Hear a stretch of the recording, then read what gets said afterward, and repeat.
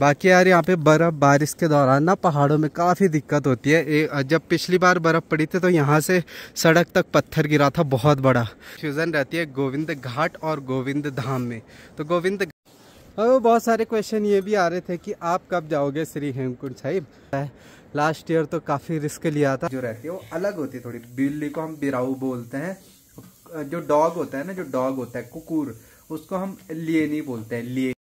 Hello so good morning, नमस्ते, आपका स्वागत है मेरे गांव पुलना विलेज से। और सुबह का मौसम कुछ ऐसा है, ठंडा सा है। आज धूप नहीं आने वाली है, 10:30 हो चुके हैं। बाकी हल्के हल्के बादल लगा हुआ है, तो ऐसे में हो सकता है बारिश आने की संभावनाएं हैं। और हफ्ते भर पूरे वीक जो है मौसम ख़राब रहने की संभावना है।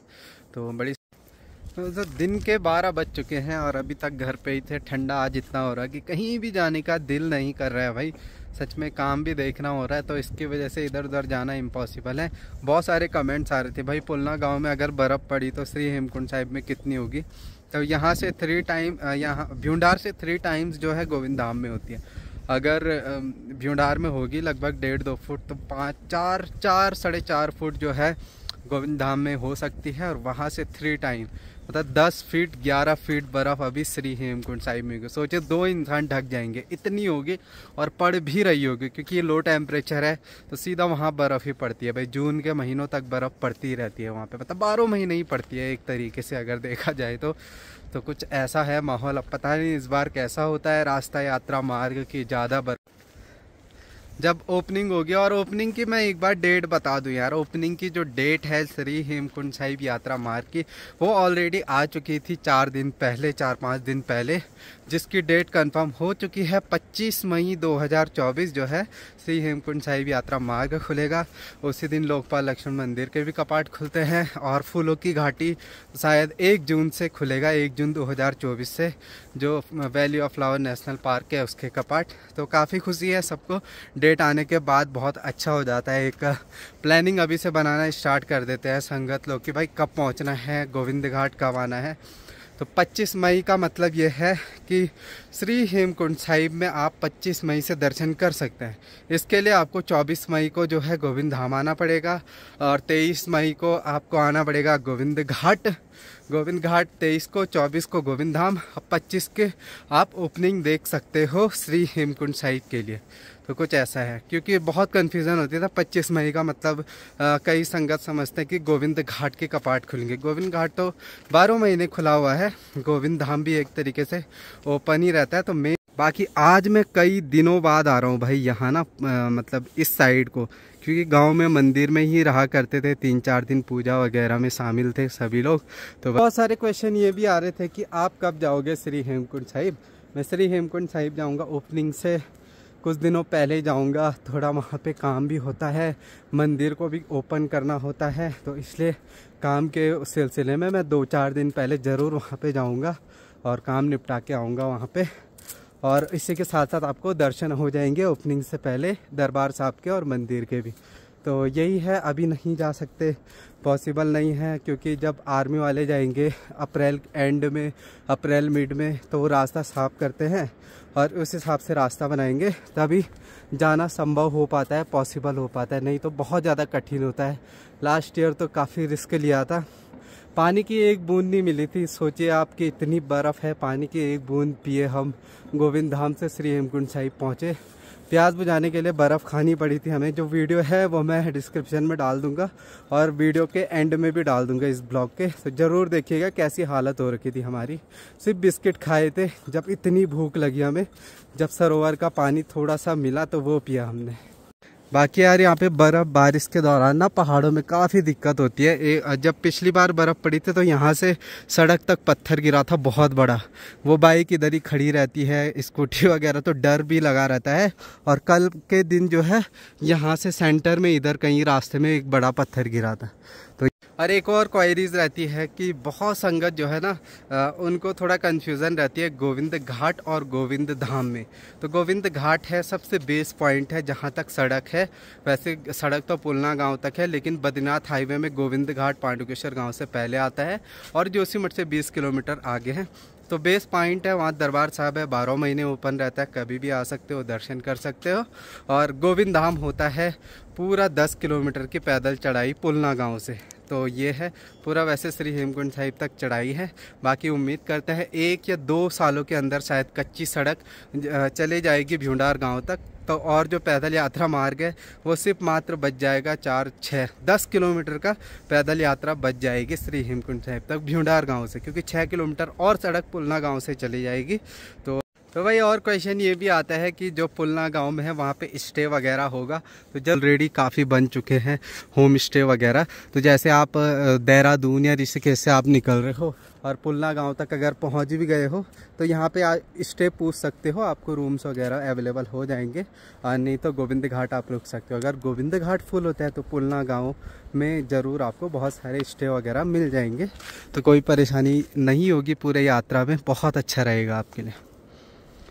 तो भाई आज मम्मी ने राजमा की दाल बना रखी है, टेस्टी टेस्टी। और ठंडियों में तो भाई सबसे बढ़िया राजमा की दाल लगती है, सभी की फेवरेट होती है ऑलमोस्ट, जो खाता भी। तो जी कल के दिन जो बर्फ़ पड़ी थी ना गोविंद घाट में, मैं बता देता हूँ इस रेंज तक पड़ी थी। देखो मैंने कल के ब्लॉग में ना, मतलब जो ड्रोन शूट डाला था, यहाँ तक ड्रोन उड़ाया था, तो बर्फ़ थी नहीं, इसलिए मैं नीचे भी नहीं जा पाया। ठंडा भी था और घर पे थोड़ा सा काम भी था, रेस्ट भी करना था। देखो बाकी मतलब इधर बहुत रेयर चांस होते हैं, क्योंकि ना थोड़ी मतलब जो एलिवेशन है वो काफ़ी नीचे हो चुकी है गोविंद घाट की।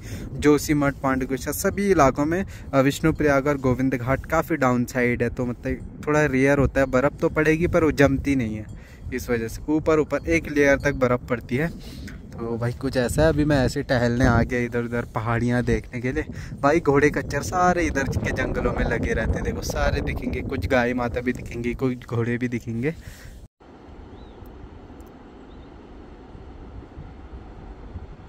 तो आजकल मिशू और चुन्नू देखो बोर हो रहे हैं भाई, इनको खेलने के लिए चाहिए, दिन भर खेल करके ही बोर हो जा रहे हैं। ये देखो मिशू।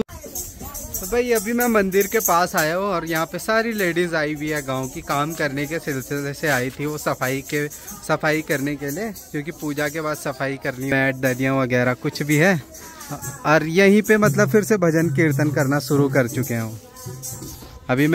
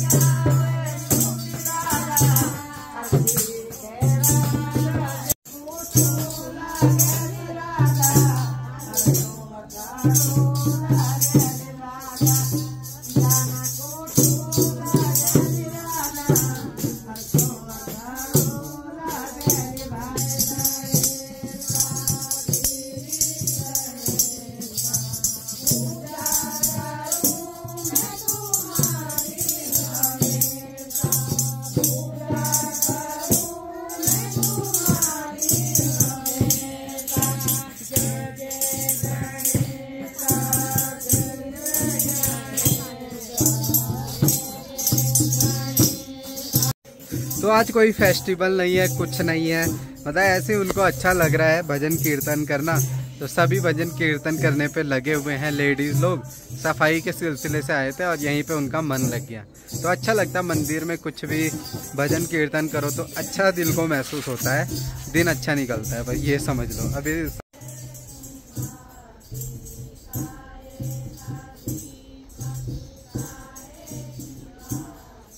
हर बार जब भी भजन कीर्तन स्टार्ट होता है ना, सबसे पहले गणेश भगवान जी की पूजा की जाती है। उनकी पूजा करने के बाद उनका भजन तब प्रारंभ होता है, क्योंकि भोलेनाथ जी ने ऑलरेडी उनको वरदान दिया हुआ है कि सबसे पहले उनका नाम लिया जाएगा। तो वही है, अभी भी जब भी जहाँ भी पूजा पाठ होती है तो सबसे पहले गणेश भगवान का पूजन होता है, उसके बाद आगे आगे प्रोसेस चलता रहता है।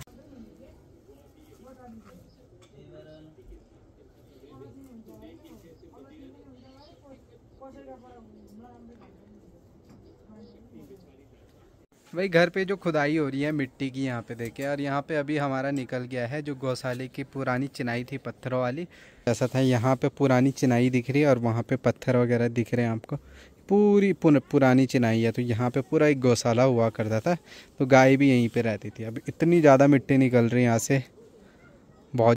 तो भाई जिस तरीके से ना पहाड़ों में आजकल क्या, सुबह थोड़ी जल्दी हो रही है, मतलब समझ लीजिए 1.5 घंटा पहले हो रही है। पहले 11:45 पे भी हो जाती थी, लंबी हो गई। अभी 6:15 हो रहे, लेकिन अभी तक अंधेरा नहीं हुआ।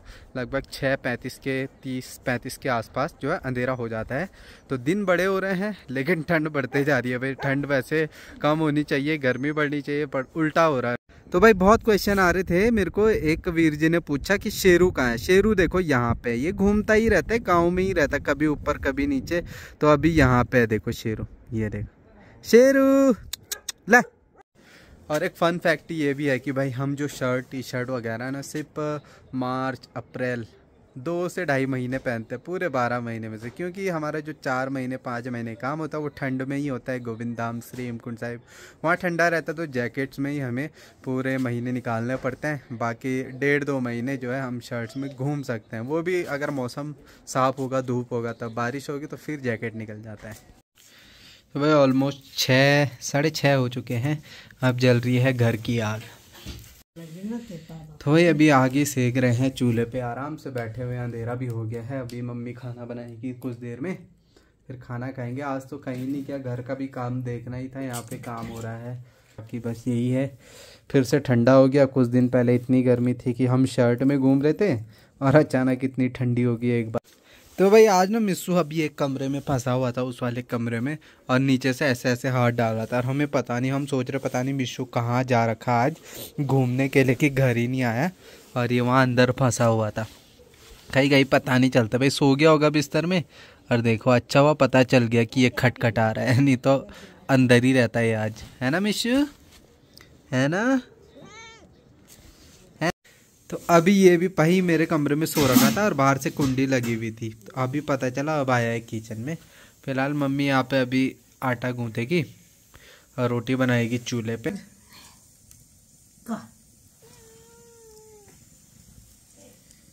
आगे भाई दोनों भाई बहन, ये तो गोद में बैठ जाता है सीधा, और ये चूल्हे के सामने मम्मी के पास। आज से लगभग 6-7 साल पहले तक हमारे गांव में मुश्किल से मुश्किल ज़्यादा से ज़्यादा 2-4 बिल्लियाँ रही होगी, जो कि पालतू नहीं होती थी, इधर उधर घूमती थी, आवारा टाइप की ऐसे बिल्लियाँ रहती थी। और उसके बाद क्या होगी कि जैसे जैसे गर्मी बढ़ती गई है और ठंड कम हो रही है ना, तो इस वजह से जो बिल्लियाँ हैं उनको अच्छा लगता है रहना, मतलब उनको गर्मी पसंद है, बिल्लियों को ज़्यादा ठंडा पसंद नहीं है। तो अब रहने लायक हो चुका है पुलना गांव। तो बिल्लियों की जो तादाद है वो काफ़ी बढ़ चुकी है, बिल्लियों कुत्तों की। और वैसे ही ब्यूंडार गांव में अभी तक बिल्लियां नहीं रहती हैं, तो मतलब वो रह नहीं पाती उतने ठंडे में, इसलिए वो पुलना गांव आ जाती है। तो पुलना गांव में बहुत सारी बिल्लियां हैं, और मतलब इतना जो टेम्परेचर है उनको सूट कर जाता है।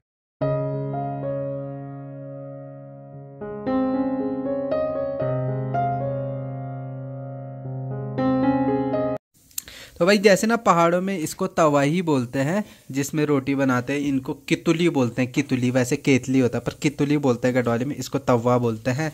और इसको चकला बोलते हैं, और जिससे बेलते हैं उसको बेलन बोलते हैं।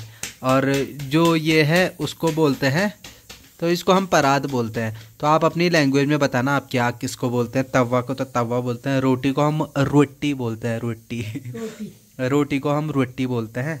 अब बिल्ली को हम पता है क्या बोलते हैं, बिराऊ। बिराऊ मिशु बिराऊ, बिराऊ बोलते हैं इनको। और मतलब होता है गढ़वाली में ना जो अपना लैंग्वेज रहता है होती है थोड़ी। बिल्ली को हम बिराऊ बोलते हैं।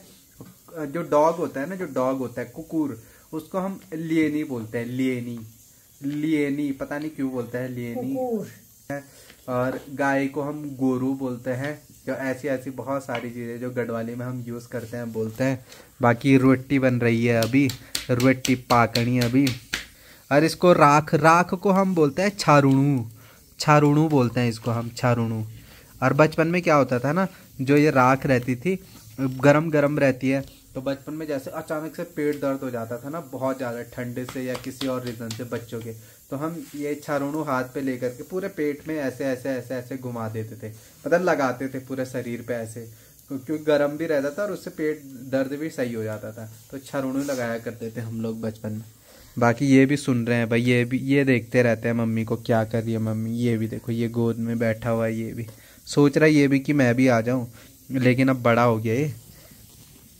बाकी पहली रोटी पक चुकी है हमारी, और पहली रोटी रहती है अग्नि, अग्नि देवता के नाम। और हमारे जो पूर्वज रहते हैं, सबसे पहले क्या होता है कि सुबह की जो रोटी रहती है पहले अग्नि देवता को चढ़ाते हैं खाने से पहले, और अपने पूर्वजों के नाम पे चढ़ाते हैं। और जो पहली रोटी होती है उसके बाद जो गाय के लिए रखते हैं, फिर उसके बाद हम लोग खाते हैं। तो रात में भी जब भी कुछ खाना बने, दिन में चावल दाल बने, वो पहले हम जो है थोड़ा थोड़ा करके अग्नि देवता और पूर्वजों को और भगवान के नाम पे रख देते हैं, फिर खाते हैं। तो ऐसा होता है हर टाइम पे, क्योंकि यार जिनके आशीर्वाद से हमें भोजन मिलता है, सब कुछ मिलता है, तो उनको याद करना जरूरी रहता है, चाहे सुख हो चाहे दुख हो, हर समय में। तो बस रोटी बन रही है और बिल्लियाँ भी देख रही है और आग भी सेक रही है। तो मैं जाता हूँ कमरे में, क्योंकि मम्मी यहाँ से बनाएगी रोटी। तो ये देखो भाई, मिशू भी आ गए यहाँ पे। ये देखो, उसने अपनी बुल्ली को उठा दिया और खुद सो गया वहाँ पे। इतना बड़ा है ना मिशू, इसका डबल साइज होगा इसका शरीर का, खाता भी उसी हिसाब से वैसे। हाँ मिशू, उसको उठा दिया तूने है। ये देखो कैसे बैठे हैं। तो जी खाना भी हो चुका है, डिनर भी हो चुका है, और आजकल फिर से मैं जल्दी सो रहा हूँ क्योंकि ठंडा हो रहा है, लो टेम्परेचर है, इसलिए बिस्तर में जैसे ही जाओ ठंडा होता है और नींद भी जल्दी आती है। तो इसी के साथ ब्लॉग को भी एंड करते हैं और मिलते हैं अगले नेक्स्ट ब्लॉग में। तब तक के लिए take care, bye bye, love you all, bye दोस्तों।